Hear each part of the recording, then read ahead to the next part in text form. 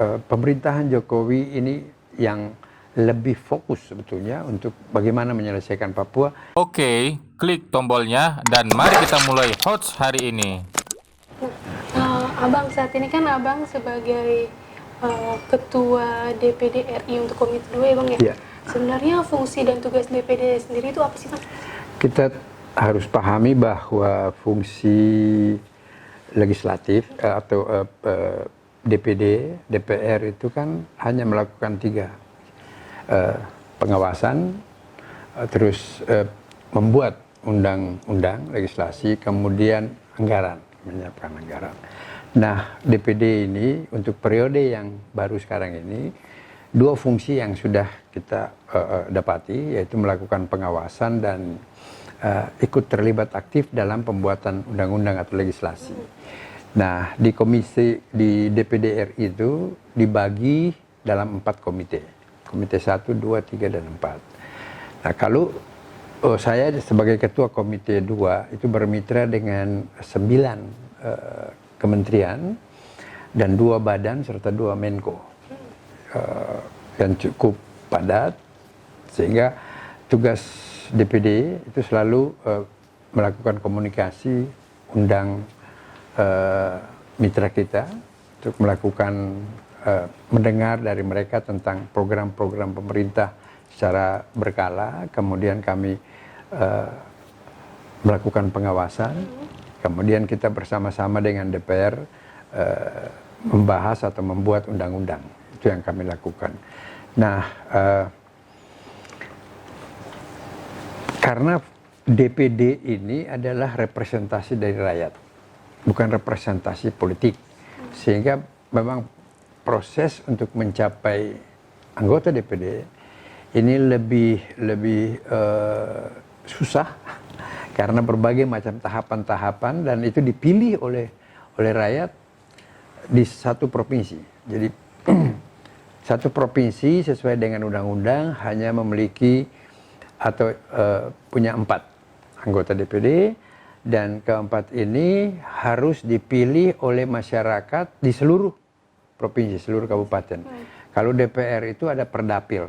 Jadi satu provinsi bisa dibagi 3 dapil, 2 dapil tergantung geografis dan demografi daripada masyarakat, jumlah penduduknya. Kalau DPD tidak ada. Kita harus bisa dipilih secara merata di seluruh kabupaten. Jadi memang agak sulit dan ini kan pilihan bebas. Bukan pilihan politik, tapi sehingga DPD itu betul-betul representasi dari masyarakat di daerahnya. Kalau di Amerika itu disebut dengan senator. Nah, memang fungsi-fungsi senator di Indonesia ini kan kita baru berjalan 4 periode, ini periode yang keempat, walaupun di dalam Undang-Undang Dasar 1945 sudah dimuat di situ tentang keterwakilan daerah.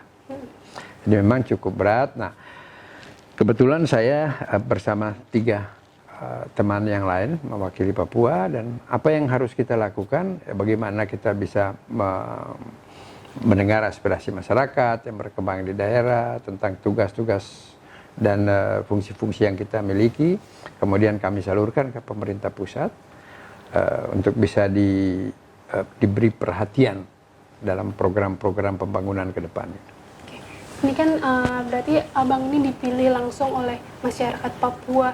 Ya. Nah, berbicara soal Papua, yang kita ketahui kan banyak persoalan-persoalan yang belum bisa diselesaikan ya Bang ya, seperti kayak diskriminasi, terus rasis, HAM, bahkan Rasis yang baru. Ya, bahkan soal pembangunan juga kan belum bisa diselesaikan. Nah, ini apa yang akan Abang lakukan untuk menyelesaikan persoalan-persoalan tersebut?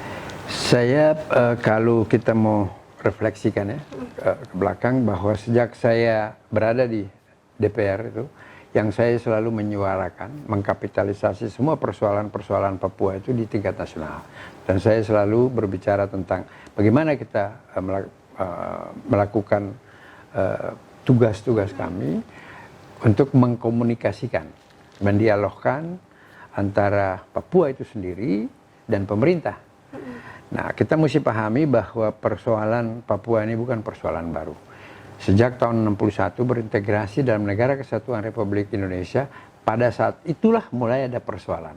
Karena ada perbedaan prinsip tentang keberadaan Papua dalam konteks negara, dan itu berlangsung sampai sekarang. Nah, sudah 7 presiden, dan semua masih dalam proses negosiasi, dan kami sudah coba berupaya untuk bisa membangun satu komunikasi dan menyiapkan satu kerangka konsep yang lebih komprehensif untuk penyelesaian Papua dengan 3 aspek itu. Kebenaran atau keadilan, kemudian kesejahteraan berdasarkan kultur dan budaya masyarakat Papua sendiri. Nah, ini yang sedang kita perjuangkan, dan untuk periode yang sekarang ini DPD, melalui berbagai macam pendekatan yang sudah kami lakukan, akhirnya kami sepakat ada 21 anggota DPR RI dan DPD RI dari daerah pemilihan Papua maupun Papua Barat. Kita mencoba untuk berkomunikasi dengan pimpinan MPR sebagai rumah kebangsaan, dan tanggal 18 Desember 2019 yang lalu kami mendapatkan SK, jadi MPR membentuk For Papua. MPR For Papua yang terdiri dari representasi Papua, baik itu secara politik melalui DPR dan rakyat melalui DPD. Nah, saya kebetulan dipercayakan sebagai ketuanya gitu, dalam rumah kebangsaan MPR, untuk bagaimana kita 5 tahun ini kita akan meletakkan landasan atau dasar-dasar penyelesaian Papua secara komprehensif. Dan itu yang kami sudah mulai melakukan kegiatan-kegiatan dengan mengundang para pakar, ahli-ahli, tokoh-tokoh, seluruh stakeholder, baik yang secara nasional, yang daerah, untuk kita coba membuka ruang untuk kita mendialogkan tentang apa sih sebetulnya solusi yang terbaik dalam untuk menyelesaikan persoalan Papua. Dan saya pikir mungkin kita pahami, apalagi akhir-akhir ini dengan berbagai macam persoalan-persoalan yang muncul di luar pelanggaran HAM seperti tadi Anda ini, tentang Komisi Kebenaran dan Rekonsiliasi, pelurusan sejarah. Nah, 1 tahun terakhir ini atau 2 tahun terakhir ini kita lihat mulai muncul masalah rasis yang diawali di Surabaya pada tanggal 16 Agustus tahun yang lalu terhadap Papua, dan itu merebak di mana-mana secara masif. Seluruh masyarakat Papua, baik secara nasional maupun daerah maupun secara internasional, melakukan aksi unjuk rasa tentang, dan sekarang dia berkembang secara global dengan di Amerika. Nah, ini masalah-masalah ini yang perlu untuk kita sikapi secara arif, dan kita mencari meredam, kemudian kita coba mencari solusi dengan menyampaikan itu kepada pemerintah agar penanganan Papua ke depan, terutama saya harus menyampaikan secara jujur bahwa sejak integrasi sampai sekarang sudah 7 presiden, pemerintahan Jokowi ini yang lebih fokus sebetulnya untuk bagaimana menyelesaikan Papua dengan pendekatan antropologi, budaya, kemudian pendekatan hati. Kita mesti tahu bahwa periode pertama beliau itu lebih dari 10 kali beliau datang ke Papua dan menyentuh daerah-daerah yang bukan hanya presiden Indonesia yang pernah meninjau. Masyarakat, menterinya pun belum pernah ada yang meninjau daerah-daerah itu. Seperti kita lihat Nduga yang sekarang menjadi persoalan itu, Pak Jokowi sendiri, saya aja belum pernah ke sana. Jadi memang beliau punya niat tulus dan ikhlas, dan pendekatan yang beliau lakukan itu untuk bagaimana secara bersama-sama menyelesaikan Papua dalam konteks Negara Kesatuan Republik Indonesia. Banyak hambatan, yes. Nah, hambatan-hambatan ini merupakan tantangan. Jadi kita jangan pesimis, tapi kita harus optimis, punya komitmen bersama dalam konteks Negara Kesatuan Republik Indonesia untuk kita bisa menemukan satu formula yang komprehensif untuk menyelesaikan Papua ke depan. Dan itu menjadi komitmen For Papua, MPR For Papua yang kami periode sekarang ini, bahwa di mengakhiri periode Pak Jokowi, kita harus bisa minimal meninggalkan satu landasan. Landasan tentang penyelesaian Papua secara komprehensif untuk kita bisa bahas, sehingga generasi baru Papua, generasi emas Papua, yang sekarang sedang menempuh pendidikan baik secara nasional, internasional, kami selalu melakukan edukasi kepada mereka bahwa biarlah mereka itu sekarang tidak usah terlalu banyak menoleh ke belakang, melihat berbagai macam persoalan, dendam terhadap keluarga yang mendapat tindakan-tindakan yang perlakuan yang mengakibatkan pelanggaran HAM yang sampai sekarang terjadi dan itu, tetapi generasi emasnya Papua yang kalau secara nasional kita sebut generasi milenial ini, marilah mulai bermimpi 50 tahun, 100 tahun ke depan Papua mau dijadikan apa? Karena mereka adalah tumpuan harapan kita. Nah, generasi-generasi ini yang kita coba sambil kami generasi kedua, generasi pertama yang dulu berproses tentang integrasi ini, biarlah ini menjadi referensi yang kita bisa jadi panduan, kemudian memotivasi generasi-generasi baru ini, generasi muda ini yang sudah terdidik, cerdas, menempuh pendidikan, wawasan intelektual sudah mengglobal. Apalagi kita memahami bahwa sekarang terjadi bonus demografi secara global. Kemudian ada semangat era kebangkitan, ya, kebangkitan terhadap perubahan-perubahan itu sendiri.